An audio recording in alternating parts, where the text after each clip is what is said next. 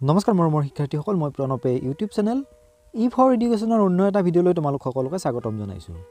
মোৰ শিক্ষাৰ্থীসকল আজি লৈ আহিছোঁ মই তোমালোকৰ মাজলৈ হায়াৰ ছেকেণ্ডাৰী ছেকেণ্ড ইয়াৰৰ ইউনিট নম্বৰ 3 শিক্ষাৰ সাম্প্ৰতিক ধাৰাসমূহ। এই ইউনিটটোৰ পৰা কেইটামান বছা 2 নম্বৰৰ প্ৰশ্নৰ উত্তৰ যিকেইটা তোমালোকৰ চূড়ান্ত পৰীক্ষাত অহাৰ পূৰ্ণ সম্ভাৱনীয়তা আছে।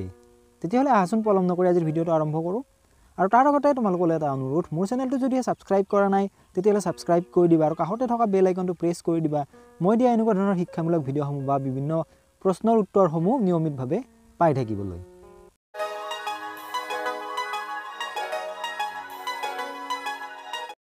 কুৱেশ্যন নম্বৰ 1, পৰিৱেশ কি? উত্তৰটো হ'ব পৰিৱেশ শব্দটোৰ ইংৰাজী প্ৰতিশব্দ হৈছে ইনভাইৰনমেণ্ট। এই ইনভাইৰনমেণ্ট শব্দটো ফৰাচী ভাষাৰ ইনভাইৰোনাৰ শব্দৰ পৰা আহিছে, যাৰ অৰ্থ হ'ল আমাৰ চাৰিওফাল বা আমাৰ পাৰিপাৰ্শ্বিকতা। পৰিৱেশ বুলিলে আমি আমাৰ চাৰিওফালৰ থকা জৈৱিক আৰু অজৈৱিক উপাদানেৰে আগুৰি থকা পৰিস্থিতিক বুজো।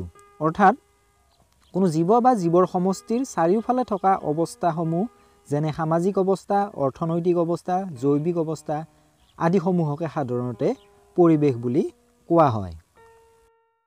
প্ৰশ্ন নম্বৰ 2, শাৰীৰিক শিক্ষা বুলিলে কি বুজা? উত্তৰটো হ'ব শাৰীৰিক শিক্ষাৰ দ্বাৰা মানুহৰ সুস্বাস্থ্য কিদৰে ধৰি ৰাখিব পাৰি সেই সম্পৰ্কে জ্ঞান লাভ কৰিব পাৰি।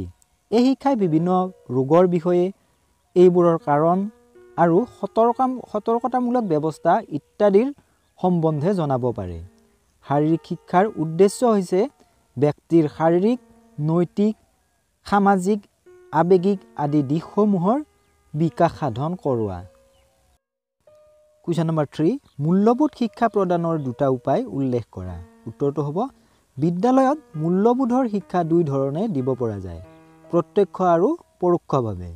বিদ্যালয়ত দৈনন্দিন পাঠদানত শ্ৰেণীকোঠাত ছাত্ৰ ছাত্ৰীৰ বিভিন্ন পাঠৰ মাধ্যমেৰে মূল্যবোধৰ শিক্ষা প্ৰদান কৰিব পাৰি। নীতি শিক্ষা, আলোচনা, বিভিন্ন ধৰণৰ সাধুকথা বা বাস্তৱ অভিজ্ঞতাৰ বৰ্ণনাৰ মাধ্যমেৰে মূল্যবোধৰ শিক্ষা প্ৰদান কৰা হয়। পৰোক্ষভাৱে সহ-পাঠ্যক্ৰম কাৰ্যসূচীৰ দ্বাৰা বিদ্যালয়ত এই শিক্ষা প্ৰদান কৰা হয়। 4 নম্বৰ, জনসংখ্যা বিস্ফোৰণ বুলিলে কি বুজা? উত্তৰটো হ'ব মানুহৰ মৃত্যুৰ হাৰ বহু পৰিমাণে কম হোৱা স্বত্তেও যদি জন্মৰ হাৰ কম নহয় তেন্তে জনসংখ্যা বৃদ্ধিৰ দ্ৰুততৰ হয়। এনে পৰিস্থিতিত জনসংখ্যা বৃদ্ধিক জনসংখ্যাৰ বিস্ফোৰণ বোলে। জনসংখ্যা বিস্ফোৰণ হ'ল জনসংখ্যা বৃদ্ধিৰ হাৰৰ হোৱা এক প্ৰত্যাশিত দ্ৰুত বিস্তৃতি, যিটো জন্ম মৃত্যুৰ হাৰৰ ব্যৱধানৰ বাবে জনসংখ্যা পৰিৱৰ্তন দ্বিতীয় পৰ্যায়তহে আহে। কুৱেশ্যন নম্বৰ 5, জনসংখ্যা শিক্ষা বুলিলে কি বুজা? উত্তৰটো হ'ব জনসংখ্যা শিক্ষা হৈছে এনে এক ধৰণৰ কাৰ্যসূচী যাৰ সহায়ত বৰ্ধিত হাৰত বৃদ্ধি হোৱা জনসংখ্যা, তাৰ পৰা উদ্ভৱ হোৱা সমস্যাবোৰ ৰোধ কৰা আৰু জনবিস্ফোৰণ নিয়ন্ত্ৰণ কৰাৰ উপায় বা কৌশল উদ্ভাৱন আদিৰ বিষয়ে অধ্যয়ন কৰা হয়। ই পৰিৱেশ শিক্ষাৰ পৰিসৰত অন্তৰ্ভুক্ত। কুৱেশ্যন নম্বৰ 6, পৰিৱেশ শিক্ষাৰ সংজ্ঞা দিয়া। উত্তৰটো হ'ব R.A. শৰ্মাৰ মতে বৈষয়িক আৰু সাংস্কৃতিক পৰিৱেশৰ সজাগতা আৰু বাস্তৱ জীৱনৰ পৰিস্থিতিৰ লগত ইয়াৰ সম্পৰ্ক সম্বন্ধে পৰিৱেশ শিক্ষাই বুজ লয়। নেক্সট ডেফিনেশ্যনটো হ'ব 1991 চনৰ আমেৰিকাত অনুষ্ঠিত American states conference on education and environment দৃষ্টিভংগী অনুসৰি পৰিৱেশ শিক্ষাই আৱশ্যকতাৰ সিদ্ধান্তসমূহৰ শিক্ষা প্ৰদানৰ সকলো দিশ অন্তৰ্ভুক্ত কৰি লয় আৰু পাৰিপাৰ্শ্বিকতা সম্পৰ্কত জটিল প্ৰশ্নসমূহৰ বিষয়ে, যিবোৰ ৰাজনৈতিক, অৰ্থনৈতিক, দাৰ্শনিক যদিও কাৰিকৰী, তেনে প্ৰশ্নসমূহৰ বিষয়ে স্পষ্টভাৱে চিন্তা কৰাৰ সামৰ্থ্যতা প্ৰদান কৰে।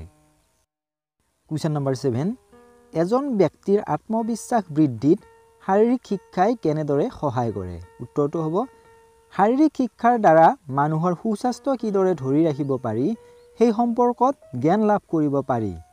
এই শিক্ষাই বিভিন্ন ৰোগৰ বিষয়ে এইবোৰৰ কাৰণ আৰু সতৰ্কতামূলক ব্যৱস্থা ইত্যাদিৰ সম্বন্ধে জনাব পাৰে।